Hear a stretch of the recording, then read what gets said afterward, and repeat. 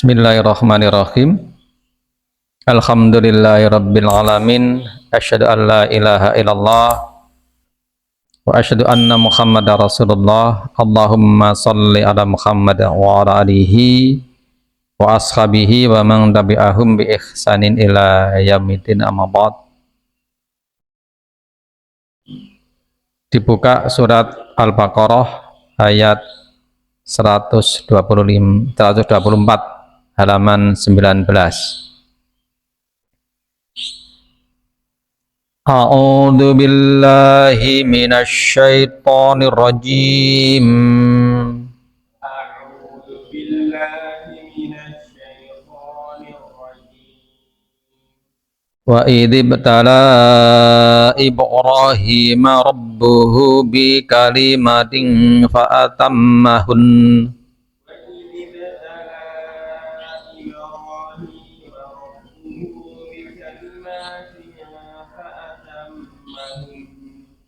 Qala inni ja'iluka linnasi imama.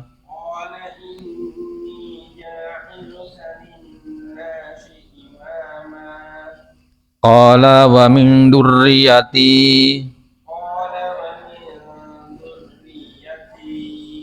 Qala la yanalu ahdid dzalimin.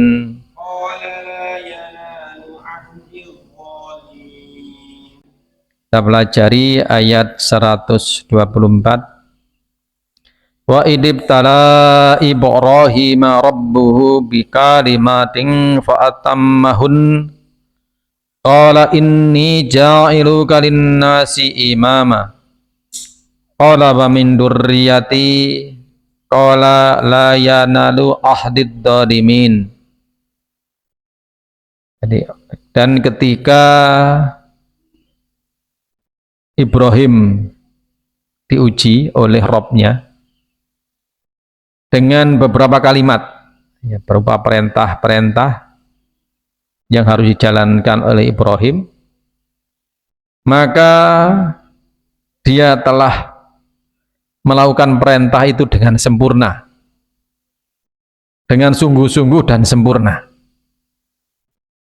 Dan Nabi Ibrahim termasuk Nabi yang diuji dengan ujian yang berat, dengan perintah-perintah yang berat. Yang pertama, beliau diuji oleh Allah untuk mendakwahkan tauhid agar orang-orang di kampung halamannya dan negerinya, yaitu Babylon, meninggalkan peribadahan-peribadahan kepada berhala. Karena pada masa itu mereka melakukan peribadahan dengan perantara berhala-berhala yang mereka buat sendiri. Tentu berhala-berhala itu tidak bisa mendengar, tidak bisa melihat, dan tidak bisa mengabulkan permohonan. Ya. Setelah melalui perjalanan ritual yang panjang secara religius, ya, perjalanan ritual mencari Rabbul Alamin, perjalanan spiritual yang mencari siapa penguasa alam sesungguhnya, dimulai dengan mencari jati diri, dirinya siapa. Jadi Ibrahim mencari jati diri, dirinya siapa, kemudian siapa yang menguasai dirinya, menguasai alam ini, sehingga dialah yang layak digunakan sebagai tujuan dari penghambaan. Dikisahkan, ya, menemukan bulan yang menakjubkan. Ternyata bulan juga punya masa edar, punya waktu tenggelam, punya waktu sinarnya kalah oleh matahari. Dan matahari yang bersinar terang ternyata kalah oleh malam yang hilang juga sinarnya. Maka Ibrahim dalam dirinya menemukan bahwasanya tidak mungkin semua yang bisa tenggelam bisa muncul, ya, ini menjadi penguasa alam. Pasti ada yang menguasai itu. Dan Allah mengilhamkan, memberi Ibrahim, ya, petunjuk bahwasanya dialah Allah yang Maha Agung, pemilik seluruh alam ini, pencipta alam ini. maka kepadanya segala peribadahan hanya ditujukan, tidak boleh kepada selain dia. Pengalaman-pengalaman spiritual ini menjadikan Ibrahim menjadi orang-orang yang terpilih, dipilih oleh Allah untuk mengajarkan kaumnya tentang dakwah keimanan, tauhid, yaitu menjadikan Allah satu-satunya tujuan untuk beribadah. Ya. Karena Allah menjadi satu-satunya tujuan, maka meninggalkan seluruh peribadahan-peribadahan kepada selain Allah. Di mana pada masa itu seluruh negeri Babylon ketika meminta kepada Allah menggunakan perantara-perantara berupa berhala. Ya. Karena mereka beranggapan bahwa dengan menjadikan berhala-berhala ini menjadi perantara dapat menyampaikan maksud mereka kepada pemilik alam ini. Dakwah pertama yang dilakukan oleh Ibrahim adalah kepada bapaknya Azar.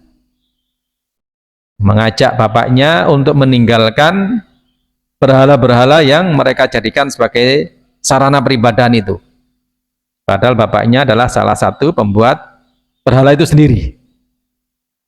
Dinasihati dengan lembut, ya bapakku, tinggalkanlah apa yang kau ibadahi itu, karena dia tidak bisa mendengar, tidak bisa melihat, dan tidak bisa mengabulkan permohonan. Itu hanya benda mati.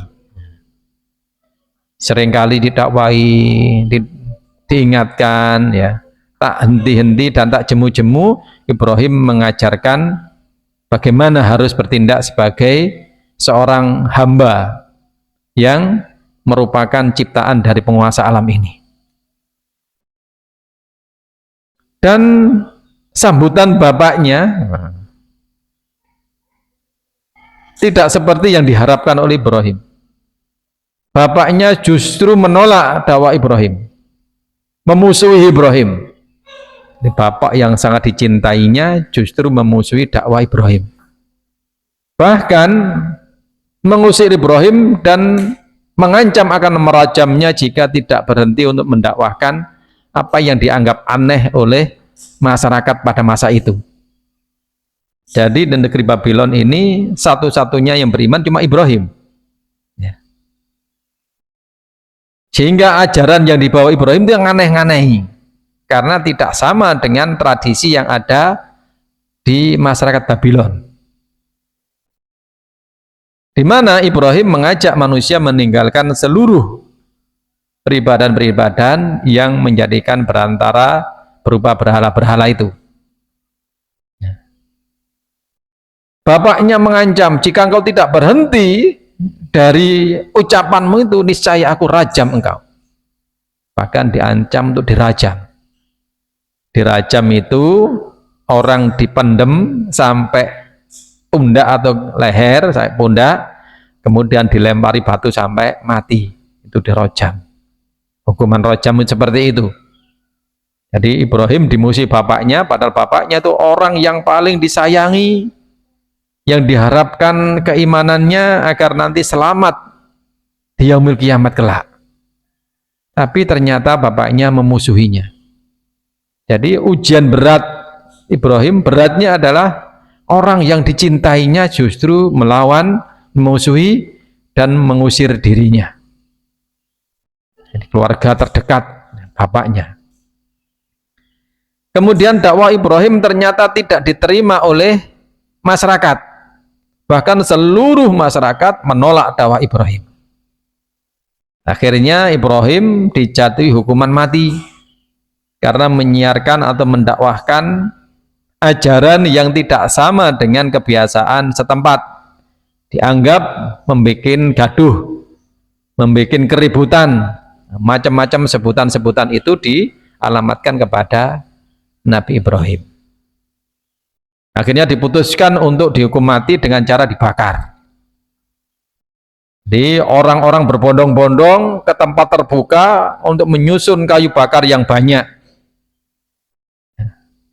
Tujuannya adalah agar Ibrahim dihukum diketahui orang banyak, dihukum di tempat umum, untuk memberikan efek jera kalau ada orang-orang yang hatinya sedikit saja menerima Ibrahim, agar mereka takut terhadap ancaman hukuman yang akan menimpa mereka jika mereka mengikuti Ibrahim.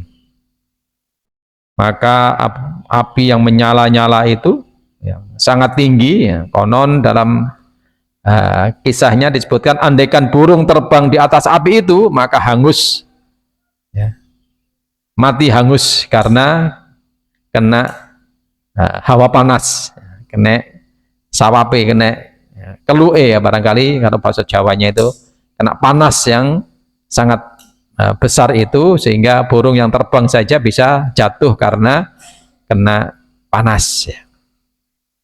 Di saat genting itulah Ibrahim dilemparkan dan Allah memberikan keselamatan kepada Nabi Ibrahim, memberi pertolongan berupa, ya, keselamatan dan memerintahkan api untuk menjadi dingin bagi Ibrahim, dan tidak sedikit pun tubuh dari Ibrahim terbakar oleh api, karena nggak mempan untuk dibakar. Akhirnya diusir dia oleh seluruh penduduk negeri, jadi yang memusuhi seluruh negara, hanya Ibrahim satu-satunya yang beriman. Akhirnya beliau diusir dan melakukan perjalanan menuju Palestina melewati jalur Mesir dari Irak, ya, menuju Palestina. Dalam perjalanan, ya, dia menemukan sebuah negeri yang di situ beliau disambut dengan baik dan diberi hadiah. Salah satunya adalah Hajar yang nanti akan dinikahi oleh Ibrahim. Nabi Ibrahim meninggalkan negeri Babilonia menuju Palestina. Dan Nabi Ibrahim belum dikaruniai seorang anak pun, sehingga beliau meminta, bermohon, bermunajat pada Allah untuk diberikan anak agar dapat melanjutkan tugas beliau sebagai nabi. Bahkan doa itu selalu beliau panjatkan walaupun Allah belum memberikan pengabulan terhadap doa itu. Justru doa itu dikabulkan ketika beliau sudah sangat tua. Ada yang menyebut Nabi Ibrahim itu mendapat anak usia 80. Ada yang menyebut 90. Ada yang menyebut 100. Nah, ini kisaran itu. Ya. Jadi Nabi Ibrahim mendapatkan anak di usia yang sangat tua. Dan dari istri yang juga dikatakan tua dan mandul karena sudah tua. Barangkali sudah lewat masa suburnya, menopause, ya.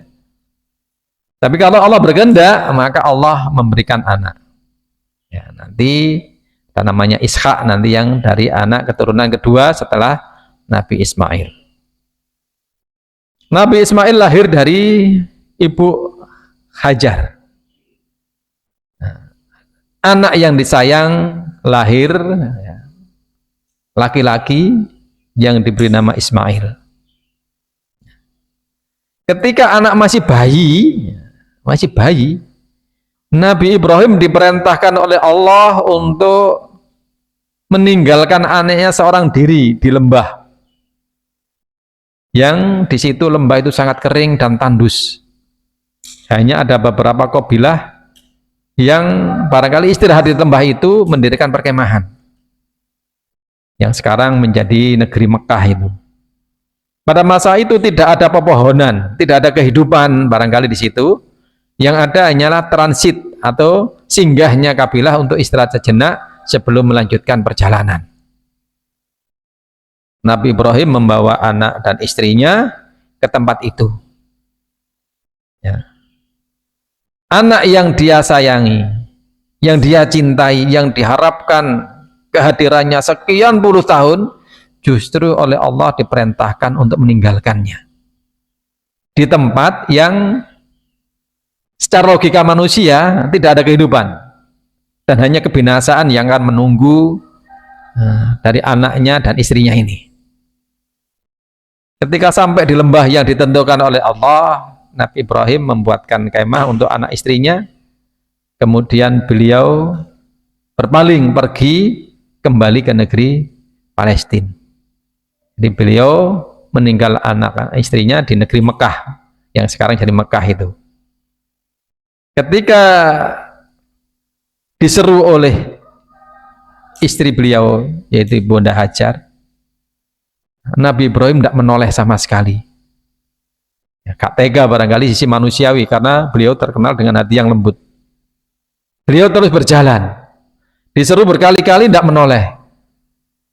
Akhirnya Ibu Hajar berkata kepada Nabi Ibrahim, "Wahai Ibrahim, apakah ini yang diperintahkan oleh Allah kepadamu?" Nah, setelah di pertanyaan ini baru Nabi Ibrahim menoleh dan menjawab iya. Maka Nabi Ibu Hajar berkata, kalau demikian Allah tidak akan meninggalkan kami. Nah, ini ketabahan seorang istri untuk menjalankan perintah Allah. Maka dia berserah diri hanya kepada Allah. Kemudian ditinggalkanlah keduanya di lembah itu, yang hanya beberapa orang atau beberapa kabilah yang singgah, yang berada di sekitar Nabi Ismail dan ibunya di lembah itu. Nanti dalam kisah selanjutnya nanti kan akan muncullah air Zam-Zam dan seterusnya, sehingga tempat itu ramai menjadi pemukiman, ya. Karena ada sumber air. Sebelumnya memang tandus gersang, tidak ada apapun. Nah, kemudian Nabi Ibrahim, ya, setelah tidak terlihat oleh istri beliau kemudian membalikkan badan dan berdoa agar Allah memberikan rizki negeri tersebut, di mana di situ ada anak keturunan beliau. Dan dengan doa Nabi Ibrahim inilah kita dapati sekarang Mekah itu, walaupun ya negerinya tandus seperti itu, segala macam buah-buahan ada di sana, ya. Kemakmuran ada di sana, rizki yang diberikan oleh Allah bagi penduduknya begitu melimpah di sana. Kemudian setelah Nabi Ibrahim dewasa, Nabi Ismail dewasa, ya, menginjak usia anak-anak, sebelum dewasa menginjak usia anak-anak, ya, Allah memerintahkan untuk membunuh dengan cara menyembelih. Ini ujian besar, ujian berat. Anak yang sejak lahir ditinggal di lembah yang tidak berpenghuni, yang tandus, gersang, tidak ada sumber air, tidak ada pohon-pohonan untuk disediakan sebagai bahan makanan. Nah, sekarang ketika anak itu tumbuh menjadi anak-anak, diperintahkan untuk menyembelihnya. Dan perintah lewat mimpi ini disampaikan kepada anaknya, yaitu Ismail. Dan apa tanggapan anaknya? Kalau itu memang perintah Allah, laksanakan. Nah, ya, seperti itu barangkali kata-kata beliau. Dan untuk melaksanakan ini butuh pengorbanan yang besar. Karena ini perasaan terhadap anak yang dicintai, yang diharapkan berpuluh-puluh tahun kehadirannya. Kemudian anak itu ada, setelah itu diperintahkan untuk meninggalkannya. Setelah itu ditinggalkan, anak itu tumbuh menjadi anak-anak yang lucu-lucunya menggemaskannya, yang ngangeni, ya. Justru Allah merintahkan untuk menyembelihnya. Dan memang dasarnya anak keturunan Nabi Ibrahim ini keturunan para nabi. Nabi Ismail juga begitu patuh terhadap perintah Allah ini, sehingga dia menguatkan hati bapaknya untuk melaksanakan perintah itu. Bahkan, ya, saat, ya, hendak disembelih, Nabi Ismail mengatakan pada bapaknya, "Bapakku, kencangkan ikatan tanganku agar aku tidak bergerak-gerak lagi. Ya bapakku, sing-singkan baju gomismu agar tidak kecipratan darahku nanti." Ya. Kalau kecucuran darahku terus kau bawa pulang, ibuku tahu, nanti ibuku bersedih.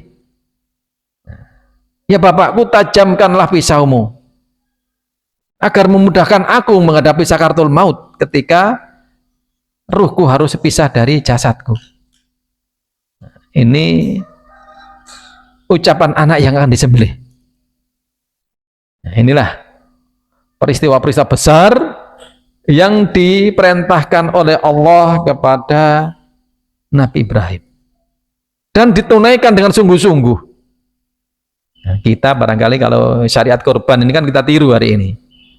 Nabi Ibrahim diperintahkan korban anak, dilaksanakan. Kita diperintahkan korban harta. Kita masih cari bulat, cari alasan. Padahal kita tidak diperintahkan mengorbankan sebagaimana Nabi Ibrahim diperintahkan. Kita membulut mencari alasan. Ya. Alasan tidak mampulah. Barangkali bukan tidak mampu, tidak mau barangkali. Itu barangkali yang patut kita koreksi dari diri kita. Ya. Inilah. Ketika perintah ini disempurnakan dengan sebaik-baiknya oleh Ibrahim, maka Allah menjadikan Ibrahim sebagai pemimpin kebaikan. Kata Allah, qala inni ja'iluka lin-nasi imama. Maka Allah berfirman pada Ibrahim, sesungguhnya engkau aku jadikan pemimpin manusia dalam ketaatan. Nah, setelah itu garis Nabi lahir dari keturunan Nabi Ibrahim. Nabi Ismail nanti yang akan menurunkan Rasulullah Muhammad SAW. Kemudian Nabi Ishak, adik dari Nabi Ismail, kan punya anak namanya Nabi Yakub, punya anak Nabi Yusuf, dan seterusnya. Nabi Musa, ya, Nabi Ilyas, Nabi Harun. Turun lagi juga ada Nabi Zakaria, Nabi Yahya, Nabi Isa. Nah, semua adalah garis keturunan dari Nabi Ibrahim. Karena tadi kepatuhan Ibrahim terhadap perintah Allah dengan sungguh-sungguh. Walaupun harus mengorbankan sesuatu yang paling beliau cintai sekalipun. Kemudian Nabi Ibrahim mengatakan, wa min duriyati, ya Allah, apakah juga untuk anak keturunanku engkau akan menjadikan mereka menjadi pemimpin-pemimpin dalam hal kebaikan, kebajikan, dalam memimpin ketaatan kepadamu. Kata Allah, qala la yanalu ahdid dzalimin. Janjiku tidak berlaku bagi orang-orang zalim. Benar Ibrahim, kalau anak keturunanmu menjalankan apa yang aku perintahkan sebagaimana yang kau lakukan, seperti engkau taat kepadaku, maka anak keturunanmu yang taat akan menjadi seperti engkau menjadi imam atau pemimpin-pemimpin dalam hal ketaatan kepadaku. Janji itu tidak berlaku bagi orang-orang yang zalim ketika mereka mendustakan kebenaran yang datang dariku. Inilah surat Al-Baqarah ayat 124. Kemudian kita bisa mengambil pelajaran darinya. Qul qouli astaghfirullah subhanakallahumma rabbana bihamdik asyhadu an la ilaha illa anta astaghfiruka wa atubu ilaik.